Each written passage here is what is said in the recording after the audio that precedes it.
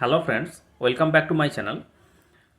देखिए, आरआरसी हुबली ने सबको एडमिट कार्ड, डीवी और मेडिकल के लिए इशू कर रहे हैं। पूरा अपडेट आ गए हैं। आप लोग अपना अपना डीवी और मेडिकल का एडमिट कार्ड डाउनलोड कर लीजिए।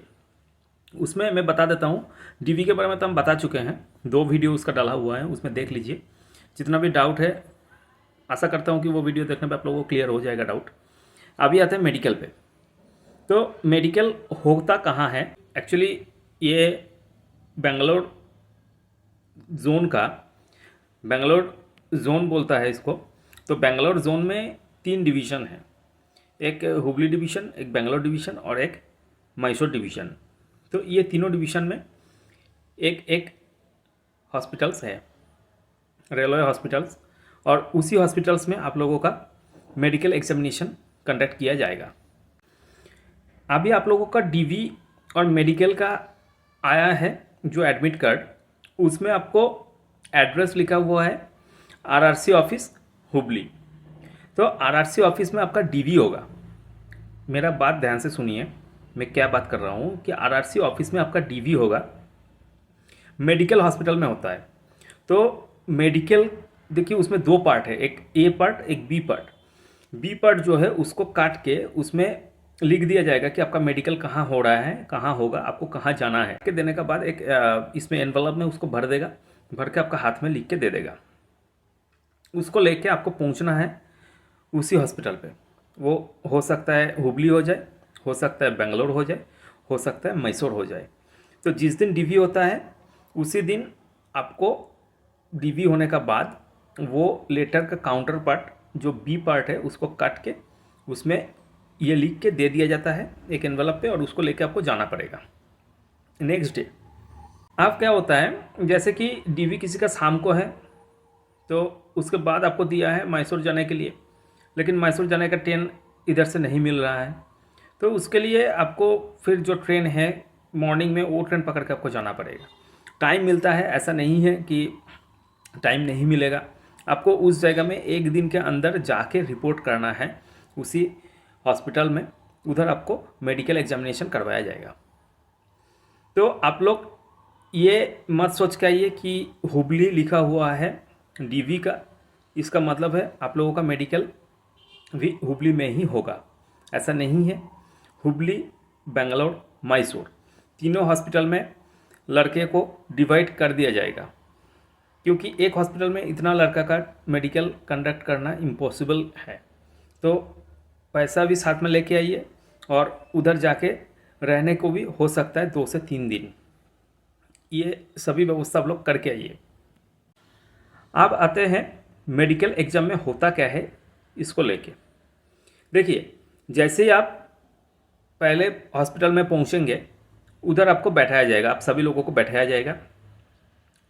बैठने के बाद आपका एडमिट कार्ड जो है उसको लिया जाएगा। उसके जगह में आपको एक पेपर दिया जाएगा जो कि हॉस्पिटल का एक पेपर होता है। उसमें सारा रिपोर्ट आपको एक से एक, जैसे जैसे रिपोर्ट आपका होगा, टेस्ट होगा, रिपोर्ट होगा, आएगा तो उसको उधर डाला जाएगा। तो मैं पहले बताता हूँ कि क्या होता है। एडमिट लेने का बाद आपको पहले ब्लड टेस्ट करवाएगा। ब्लड टेस्ट होगा। ब्लड लेने का बाद आपको ईसीजी करवाएगा। ईसीजी कराने के बाद आपको फिर टॉयलेट जो यूरिन टेस्ट होता है वो यूरिन टेस्ट होगा। आपको एक छोटा सा डब्बा दे दिया जाएगा और उसमें आपको यूरिन करके एक जगह होगा, उधर आपको वो स्टोर करना पड़ेगा। तो यूरिन टेस्ट, ये 3 टेस्ट फर्स्ट होता है, blood test, next ECG and next urine test. ये 3 टेस्ट होने का बाद आपको बोलेगा कि आप लोग थोड़ा टिफ़िन करके आओ। टिफ़िन कर लीजिए। टिफ़िन करने का बाद आपका टेस्ट होगा एक्सरे। एक्सरे टेस्ट होता है चेस्ट का। चेस्ट का एक्सरे टेस्ट होने का बाद उसमें थोड़ा टाइम लगता है, क्योंकि रेलवे का हॉस्पिटल जो है ना उसमें एक्सरे का जगह शायद 1-2 ऐसा ही होता है, उससे ज़्यादा नहीं होता है। और उसमें बाहर का बोले तो रेलवे एम्प्लॉयज़ भी रहती हैं, पेशेंट्स, उन लोगों का भी करवाया जाएगा, साथ ही साथ आप लोगों का भी करवाया जाएगा। तो उसमें थोड़ा अच्छा खासा टाइम लग जाता है। एक्सरे होने का बाद आपका टेस्ट होगा आई का पूरा टेस्ट होता है, एकदम अच्छा से टेस्ट होता है। और इसी में आदमी को ज़्यादा दिक्कत आता है। जैसे कि देखिए, आपको अगर आई B1 के बिलो है, B1 के बिलो जो लोग हैं, मतलब आपको ये है कि कोई कलर ब्लाइंड है, किसी को विज़न का प्रॉब्लम है, जिसमें वो B2 बिलो, B1 बिलो आ जाता है। जैसे ही आप लोग B1 बिलो आ जाते हैं, वैसे ही आपका आई का टेस्ट बाहर से करवाया जाता है। ये याद रखिए, आपको आई का टेस्ट तब बाहर से करवाया जाएगा और आपको रेफ़र कर देगा, किसी एक हॉस्पिटल का नाम लिख के आपको दे देगा, बोलेगा उधर जाके आप ये टेस्ट करवा के लेके आओ। सब कुछ लिख के दे देता है डॉक्टर रेलवे का कि आप बाहर से ये टेस्ट करवा के लेके आओ। तो वो जो टेस्ट है उसमें आपको पैसा देना पड़ेगा, वो फ्री का नहीं है। रेलवे का जो जितना भी आप टेस्ट इधर रेलवे हॉस्पिटल्स में करेंगे उसका तो फीस आपसे 16 रुपये 16 रुपीज़ ले लिया जा रहा है। उसको छोड़ के अगर आई का कोई भी प्रॉब्लम किसी को है, डॉक्टर को लगे कि नहीं इसको बाहर से थोड़ा चेकअप करवाना है, तो डॉक्टर तुरंत रेफ़र कर देता है और उसको बाहर जाके ही आपको करना पड़ेगा और उसी हॉस्पिटल में ही करना पड़ेगा। ऐसा नहीं है आप किसी भी हॉस्पिटल में चले गए, टेस्ट करवा के लेके आ गए तो वो ग्रांट नहीं होता है।